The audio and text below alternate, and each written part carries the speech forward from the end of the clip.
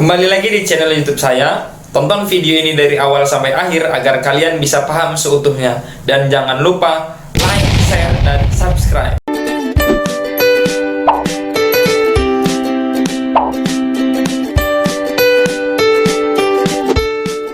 Assalamualaikum warahmatullahi wabarakatuh. Salam sejahtera untuk kita semua. Apa kabar anak-anak semuanya? Mudah-mudahan kita semua dalam keadaan sehat walafiat, terhindar dari COVID-19. Di masa pandemi ini, marilah sama-sama kita mematuhi protokol kesehatan, pakai masker saat keluar rumah, rajin mencuci tangan dengan sabun, serta menjaga jarak atau social distancing. Ya, alangkah baiknya sebelum kita memulai aktivitas belajar online, marilah sama-sama kita berdoa sejenak menurut agama dan kepercayaan masing-masing.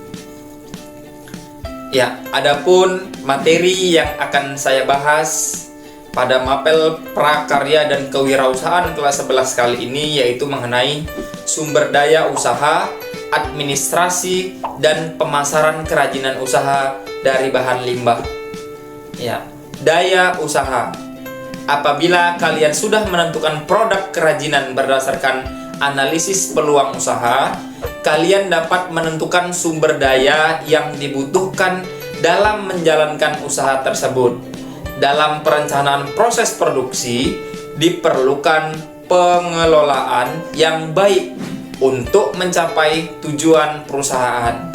Nah, sumber daya yang dimiliki oleh perusahaan dapat dikategorikan atas 6 tipe sumber daya atau 6M sebagai berikut. Dapat lihat di sini gambarnya. Ya, ada 6M. Kita mulai dari yang pertama yaitu man atau manusia. Nah, dalam pendekatan ekonomi, sumber daya manusia adalah salah satu faktor produksi selain tanah, modal, dan keterampilan. Pandangan yang menyamakan manusia dengan faktor-faktor produksi lainnya dianggap tidak tepat, baik dilihat dari konsepsi, filsafat, maupun moral. Nah, manusia merupakan unsur manajemen yang penting dalam mencapai tujuan perusahaan. Berikutnya yang kedua yaitu money atau uang. Money atau uang merupakan salah satu unsur yang tidak dapat diabaikan. Besar kecilnya hasil kegiatan dapat diukur dari jumlah uang yang beredar dalam perusahaan. Oleh karena itu, uang merupakan unsur yang penting untuk mencapai tujuan perusahaan. Karena segala sesuatu harus diperhitungkan secara rasional. Hal ini akan berhubungan dengan berapa uang yang harus disediakan untuk membiayai gaji tenaga kerja, alat-alat yang dibutuhkan dan harus dibeli, serta berapa hasil yang akan dicapai oleh perusahaan. Berikutnya yang ketiga, material atau fisik. Perusahaan umumnya tidak menghasilkan sendiri bahan mentah yang dibutuhkan, tetapi membeli dari pihak lain. Untuk itu, manajer perusahaan berusaha untuk memperoleh bahan mentah dengan harga yang paling murah dan bahan yang bagus, dengan menggunakan cara pengangkutan yang murah dan membuat proses pengolahan menjadi seefisien mungkin. Yang keempat, mesin atau teknologi. Mesin memiliki peranan penting dalam proses produksi. Setelah revolusi industri, banyak pekerjaan manusia yang digantikan oleh mesin. Nah, perkembangan teknologi yang begitu pesat menyebabkan penggunaan mesin semakin meningkat. Yang kelima yaitu metode. Metode sangat dibutuhkan agar mekanisme kerja berjalan efektif dan efisien. Metode kerja yang sesuai dengan kebutuhan perusahaan, baik yang menyangkut proses produksi maupun administrasi, tidak terjadi begitu saja, melainkan memerlukan waktu yang lama. Yang keenam yaitu market atau pasar. Jika barang yang diproduksi tidak laku, proses produksi barang akan terhenti. Nah, penguasaan pasar dalam menyebarkan hasil produksi merupakan faktor penentu dalam perusahaan. Pasar dapat dikuasai dengan cara kualitas barang harus sesuai dengan selera konsumen dan harga terjangkau oleh daya beli konsumen. Berikutnya, administrasi dan pemasaran usaha kerajinan dari bahan limbah. Yang pertama, persiapan administrasi usaha sebelum membuat usaha pengolahan makanan internasional. Administrasi itu adalah usaha atau kegiatan yang berkenaan dengan penyelenggaraan kebijaksanaan untuk mencapai tujuan. Administrasi dalam arti sempit adalah kegiatan yang meliputi catat-mencatat, kemudian surat-menyurat, pembukuan ringan, ketik-mengetik, kemudian agenda, dan sebagainya yang bersifat teknis atau ketatausahaan. Nah, administrasi dalam arti luas adalah seluruh proses kerjasama antara dua orang atau lebih dalam mencapai tujuan dengan memanfaatkan sarana dan prasarana tertentu secara berdaya guna dan berhasil guna. Kegiatan administrasi banyak mengandalkan catatan yang dapat berupa formulir, surat-surat, dan laporan. Di sini ada saya bagi formulir banyak digunakan untuk mengurus atau menyelesaikan surat-surat tertentu. Kalau surat itu merupakan alat komunikasi tertulis yang berasal dari satu pihak dan ditujukan kepada pihak lain untuk menyampaikan pesan kita. Kemudian, laporan merupakan bentuk catatan kantor yang memperkuat hubungan vertikal secara struktural dari bawahan ke pimpinan. Persiapan administrasi usaha sebelum membuat perusahaan atau memulai berbisnis. Yang A, persiapan administrasi. Administrasi bisa dikatakan sebagai membantu, melayani, memenuhi, dan melengkapi. Kegiatan administrasi banyak mengandalkan catatan yang dapat berupa formulir, surat-surat, dan laporan. Adapun fungsi administrasi yang pertama yaitu tujuannya yang ingin diperoleh disetarakan dengan beban kerja yang ada. Yang kedua, pekerjaan terbagi secara efektif. Yang ketiga, fungsi administrasi sebagai tata usaha adalah mempermudah pekerjaan laporan atau pengarsipan dokumen sehingga mempermudah kerja manajerial. Yang keempat, perusahaan lebih terarah dan lebih terstruktur bila bekerja sama dalam kelompok kerja. Manajemen yang tepat akan menyelesaikan tugas lebih efisien. Kemudian adapun maksud dan tujuan administrasi. Administrasi yang baik dan rapi adalah membantu pengelolaan perusahaan dan kelancaran usaha, khususnya dalam pelaporan hasil usaha dan pencatatan administrasi. Tujuan diterapkannya administrasi yaitu yang pertama, mendapatkan informasi proses bisnis perusahaan. Yang kedua, akan mendapatkan data yang akurat dalam pengambilan keputusan strategis, kemudian decision making proses serta keputusan penetapan harga, keputusan efisien, keputusan investasi, dan keputusan permodalan.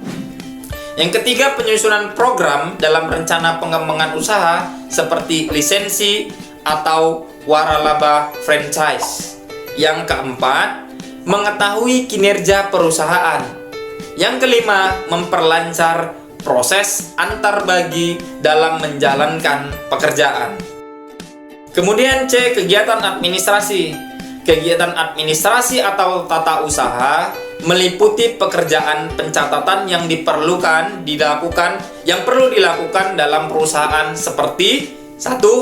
Mencatat penyelenggaraan produksi. 2. Menyusun rencana anggaran perusahaan. Yang ketiga, melakukan surat menyurat ke dalam dan keluar perusahaan. 4. Membuat daftar gaji karyawan. 5. Mencatat pesanan. Yang keenam, menyelenggarakan pembukuan. Yang ketujuh, melakukan pengarsipan dokumen. Adapun beberapa aspek penting dalam perencanaan administrasi usaha yaitu mengurus izin usaha, merupakan alat untuk membina, mengarahkan, mengawasi, dan melindungi pengelolaan usaha. Kemudian penetapan besarnya retribusi, ketentuan, tata cara perhitungan retribusi situ. Yang berikutnya surat izin usaha perdagangan atau SIUP atau SIUP. Yang keempat yaitu pengurusan pajak, dan terakhir yaitu analisis mengenai dampak lingkungan atau AMDAL. D. Perencanaan pemasaran usaha kerajinan dari bahan limbah. Nah, langkah awal sebelum memulai sebuah usaha kerajinan dari bahan limbah adalah menentukan segmentasi pasar. Ada dua faktor utama yang bisa dimanfaatkan untuk menentukan segmentasi pasar dalam merencanakan pemasaran kerajinan dari bahan limbah, yaitu satu, lokasi usaha. Segmentasi pasar bisa dibedakan berdasarkan lokasi usaha tersebut berada. Oleh sebab itu, perhatikan kebutuhan dan minat konsumen yang ada di sekitar lokasi usaha agar produk yang ditawarkan sesuai dengan permintaan para konsumen. Yang kedua, harga jual. Harga jual produk juga menjadi salah satu faktor utama dalam membedakan segmentasi pasar. Para pelaku usaha biasanya membagi target pasar menjadi 3 kelompok, yaitu kelompok konsumen bawah, kelompok konsumen menengah, dan kelompok konsumen segmen atas. Strategi pemasaran untuk setiap target pasar tentu saja berbeda.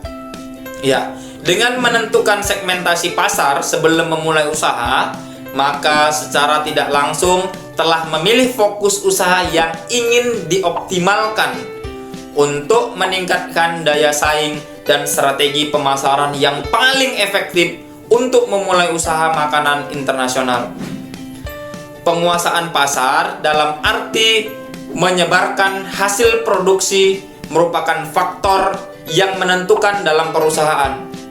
Agar pasar dapat dikuasai, maka kualitas dan harga makanan harus sesuai dengan selera konsumen dan daya beli atau kemampuan konsumen. Faktor pemasaran dapat dikatakan berhasil jika jangkauan pasar semakin luas dan masa produksi dapat bertahan dalam waktu yang lama. Untuk itu, hal-hal yang perlu dipertimbangkan meliputi sasaran pasar, selera konsumen, citra produk, saluran distribusi, dan penentuan harga. Ada 5 kegiatan dan rencana pemasaran yang bisa dilakukan untuk mengkomunikasikan produk dan merek usaha, yaitu sebagai berikut. Ada penjualan personal atau personal selling, merupakan bentuk komunikasi yang menggunakan media individu, ya, antar orang ke orang. Kemudian ada iklan atau advertising, merupakan komunikasi produk melalui media dan tidak dilakukan secara individu atau perorangan, bisa melalui media sosial dan lain sebagainya.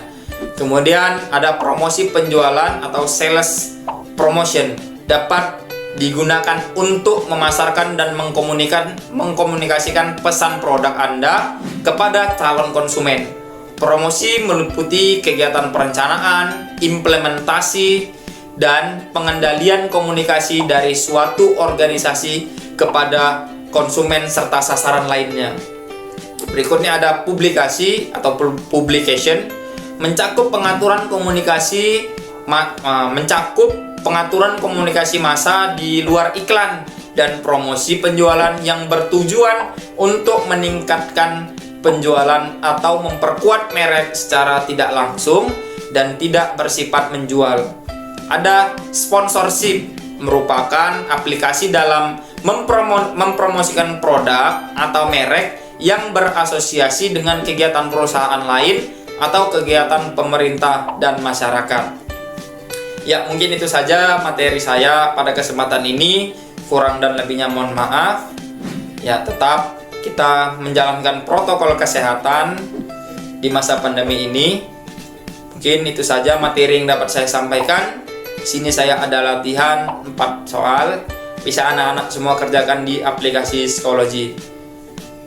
Ya, demikian saya akhiri. Wassalamualaikum warahmatullahi wabarakatuh. Salam sejahtera untuk kita semua.